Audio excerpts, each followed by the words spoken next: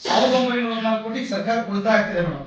2,76,000 ನೀವು ರಿಕ್ರೂಟ್ಮೆಂಟ್ ಮಾಡಿದ್ರೆ so minimum scale ನಲ್ಲಿ ಬೇಡಿಕೆಗಳು ಕೊಟ್ಟು 14% ಕೊಡೋದಾದ್ರೆ 1,904 ಪೇಜಲ್ಲಿ ಅನುಬಂಧ 2 ನಲ್ಲಿ ಇದೆ ಮೇಡಮ್. 1,914 ಕೋಟಿ ನೆಕ್ಸ್ಟ್ ಪೇಜ್ 1,914 ಕೋಟಿ ನಿಮಗೆ ಸರ್ಕಾರಕ್ಕೆ ಕೂಡ ಬರ್ಡನ್ ಆಗುತ್ತೆ ರಿಕ್ರೂಟ್ಮೆಂಟ್ ಮಾಡಿದ್ರೆ. ಹಾಗಾಗಿ ಇದು ಕೂಡ ನಿಮ್ಮ ಉಳಿತಾಯದ ಮೊತ್ತ ಸರ್ಕಾರಕ್ಕೆ ಅಷ್ಟು ಉಳಿತಾಯ ಇದೆ ಅನ್ನುವಂಥದ್ದು ಕೂಡ ತಮ್ಮ ಗಮನಕ್ಕೆ. ಇಂದು 22ನೇ ತಾರೀಕು ಡಿಸೆಂಬರ್ ತಿಂಗಳು 2025ನೇ ದಿವಸ ವಿಧಾನಸೌಧದಲ್ಲಿ ಕರ್ನಾಟಕ ರಾಜ್ಯ ಸರ್ಕಾರಿ ನೌಕರರ ಸಂಘದ ಅಧ್ಯಕ್ಷರು ಮತ್ತು ಪದಾಧಿಕಾರಿಗಳನ್ನ ಸಭೆಯನ್ನು ಈ ಒಂದು NPS ಸಮಿತಿಯ ಅಧ್ಯಕ್ಷರು ನಮಗೆ ಕೂಡ ಮೀಟಿಂಗನ್ನು ಕರೆದಿದ್ರು.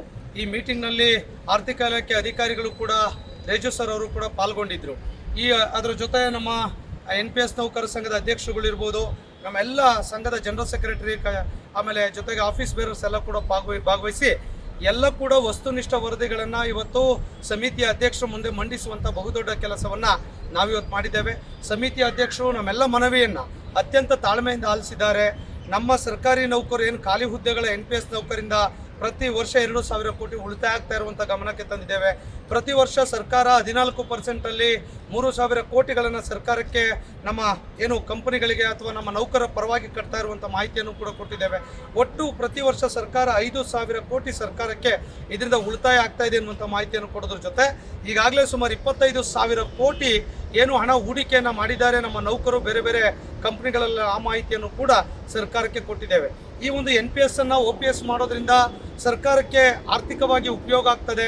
ಆ ಒಂದು ಉಳಿತಾಯದ ಹಣವನ್ನು ಅಭಿವೃದ್ಧಿ ಕೆಲಸಗಳಿಗೆ ಬಳಸ್ಕೊಳ್ಳಿಕ್ಕಾಗ್ತದೆ. ಮತ್ತು ಈಗೇನು ಕನ್ಸಲ್ಟೇಟೆಡ್ ಫಂಡ್ ಒಟ್ಟಾಗಿ ಇರುವಂಥ ಮೊತ್ತವನ್ನು ಕೂಡ ಬಳಸ್ಕೊಂಡ್ರೆ ಒಂದು ಸಮಗ್ರ ಅಭಿವೃದ್ಧಿಗೆ ಕೂಡ ಬಳಸ್ಕೊಳ್ಬೋದು ಅನ್ನುವಂಥ ಮಾಹಿತಿಯನ್ನು ಹೇಳಿದ್ದೇವೆ.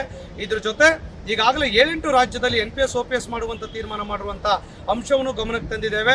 ಏನು ಆ ರಾಜ್ಯಗಳಲ್ಲಿ ಯಾವ್ಯಾವ ಪ್ಯಾರಾಮೀಟರ್ಸ್ಗಳನ್ನು ಅನುಸರಿಸಿದ್ದಾರೆ, ಕಾಂಟ್ರಿಬ್ಯೂಷನನ್ನು ನಿಲ್ಲಿಸಿದ್ದಾರೆ, ಆದೇಶಗಳನ್ನು ಮಾಡಿದ್ದಾರೆ, ಅದರ ಜೊತೆಗೆ ನೇಮಕಾತಿಗಳಿರ್ಬೋದು ಅಥವಾ ಪೆನ್ಷನ್ ಬೆನಿಫಿಟ್ಸ್ಗಳನ್ನ ಕೊಡುವಂಥ ವಿಚಾರಗಳು ಅದೆಲ್ಲ ಕೂಡ ಕೊಡ್ತಾ ಇದ್ದಾರೆ. ಅದೇ ಮಾದರಿಯಲ್ಲಿ ಕರ್ನಾಟಕದಲ್ಲೂ ಕೂಡ ಕೊಡಬೇಕು ಅನ್ನುವಂಥ ವಿನಂತಿಯನ್ನು ಕೂಡ ಹೇಳಿದ್ದೇವೆ. ಅದಕ್ಕೆ ಸಂಬಂಧಪಟ್ಟಂತೆ ಆ ಕಮಿಟಿಗೆ ಅಧಿಕಾರ ಏನಿದೆ ಅಂದರೆ ಈಗ 3 ವಿಷಯಗಳ ಬಗ್ಗೆ ನಾವು ಸರ್ಕಾರದ ಮುಂದೆ ಆ ಸಮಿತಿ ಮುಂದೆ ಪ್ರಸ್ತಾಪವನ್ನು ಮಾಡಿದ್ದೇವೆ. ಮೊದಲು ಕಾಂಟ್ರಿಬ್ಯೂಷನನ್ನು ನಿಲ್ಲಿಸಲಿಕ್ಕೆ ಆದೇಶವನ್ನು ಮಾಡಿಸಿ NPSನ OPS ಅನ್ನು ಮಾಡಿ, ಜೊತೆಗೆ ಏನು ನಾವು ಕೊಟ್ಟಿರುವಂಥ ಇಲ್ಲಿವರೆಗೆ ಕಟ್ಟಿರುವಂಥ ಮೊತ್ತವನ್ನು ನಮ್ಮ GPF ಒಂದು ಅಕೌಂಟ್ ಓಪನ್ ಮಾಡಿ ಆ GPF ನಿಧಿಗೆ ಕೊಡುವಂಥ ಕೆಲಸವನ್ನು ಮಾಡಿಕೊಡ್ಬೇಕು ಅನ್ನುವಂಥ 3 ಡಿಮ್ಯಾಂಡ್ಗಳನ್ನು ನಾವು ಕೂಡ ಅವ್ರಿಗೆ ಹೇಳಿದ್ದೇವೆ. ಇದ್ರ ಜೊತೆ NPS ಮತ್ತು OPSಗೆ ಆಪ್ಷನ್ ಕೂಡ ಕೊಡಿ. ಭಾಳ ಜನ ಅಲ್ಲಿರಬೇಕು ಅಂದರೆ ಇರಲಿ, OPS ಅಲ್ಲಿ ಬೇಕಾದರೂ ಇರಲಿ, ಅವರ ತೀರ್ಮಾನವನ್ನು ಅವ್ರು ಮಾಡಿಕೊಳ್ಳಿ. ಆದರೆ ಈ ಕೆಲಸಗಳನ್ನು 4 ಕೆಲಸಗಳನ್ನು ಆಗಲಿಕ್ಕೆ ಸರ್ಕಾರಕ್ಕೆ ಇವತ್ತಿನ ಮಾನ್ಯ ಮುಖ್ಯಮಂತ್ರಿಗಳಿಗೆ ತಮ್ಮ ಸಮಿತಿಯ ಸ್ಪಷ್ಟವಾದ ಶಿಫಾರಸನ್ನು ಮಾಡಬೇಕು ಅಂತೇಳಿ ಈ 4 ಸಂಗತಿಗಳ ವಿಷಯಗಳಿಟ್ಕೊಂಡು ಇವತ್ತು ಮೀಟಿಂಗ್ ಆಗಿದೆ. ಅಧಿಕಾರಿಗಳು ಈ ಒಂದು ತಿಂಗಳೊಳಗಾಗಿ ಅದ್ರ ಬಗ್ಗೆ ಒಂದು ಒಳ್ಳೆ ತೀರ್ಮಾನವನ್ನು ಮಾಡಿ ನಾವು ಪ್ರಕಟಿಸ್ತೇವೆ ಅನ್ನುವಂಥ ಮಾಹಿತಿಯನ್ನು ಹೇಳಿದ್ದಾರೆ. ಹಾಗಾಗಿ ನಮಗೆ ಕೂಡ ವಿಶ್ವಾಸ ಇದೆ. ಯಾಕಂದರೆ ನಾವೀಗ ತುಂಬ ಸೀರಿಯಸ್ ಆಗಿ ಮನೆ ಮುಖ್ಯಮಂತ್ರಿಗಳಿರ್ಬೋದು, ಮುಖ್ಯಮಂತ್ರಿಗಳ ಅಪರ ಕಾರ್ಯದರ್ಶಿಗಳಿರ್ಬೋದು, ನಮ್ಮ ಫೈನಾನ್ಸ್ ಸೆಕ್ರೆಟರಿ ಅವ್ರ ಜೊತೆ ಒತ್ತಡವನ್ನು ಹಾಕಿ ದಿನಾಂಕವನ್ನು ನಾವು ನಿಗದಿ ಮಾಡಿ ಇವತ್ತು ಸಭೆಯನ್ನು ಮಾಡಿರುವಂಥದ್ದು.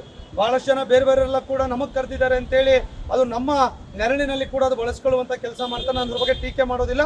ಯಾಕೆ ಅಂದರೆ ಈ ಕಮಿಟಿ ಮಾಡಿದಾಗಲೇ ಕೂಡ ಅವ್ರು ಧಿಕ್ಕಾರವನ್ನು ಮಾಡಿ, ವಿರೋಧವನ್ನು ಮಾಡಿ ಪ್ರೆಸ್ ಸ್ಟೇಟ್ಮೆಂಟ್ ರಿಲೀಸ್ ಮಾಡಿದ್ರು. ಈಗ ಆ ಕಮಿಟಿ ಜೊತೆಗೆ ಮೀಟಿಂಗ್ ಮಾಡಬೇಕು ಅನ್ನುವಂಥ ಬರುವಂಥದ್ದು ಅತ್ಯಂತ ಹಾಸ್ಯಾಸ್ಪದ ಮತ್ತು ನಗು ತರುವಂಥ ವಿಚಾರ ಅಂತ ಹೇಳಲಿಕ್ಕೆ ನಾನು ಬಯಸ್ತೇನೆ. ಅಂಥ ವಿಚಾರದ ಬಗ್ಗೆ ನಾನು ತುಂಬ ಹೆಚ್ಚಿಗೆ ಮಾತನಾಡೋದಿಲ್ಲ. ಕರ್ನಾಟಕ ರಾಜ್ಯ ಸರ್ಕಾರಿ ನೌಕರ ಸಂಘ ಸ್ಪಷ್ಟವಾಗಿ ಇವತ್ತಿನ ಸಮಿತಿ ಮುಂದೆ ನಮ್ಮ ವಿಚಾರಗಳನ್ನು ಮಂಡಿಸಿದ್ದೇವೆ.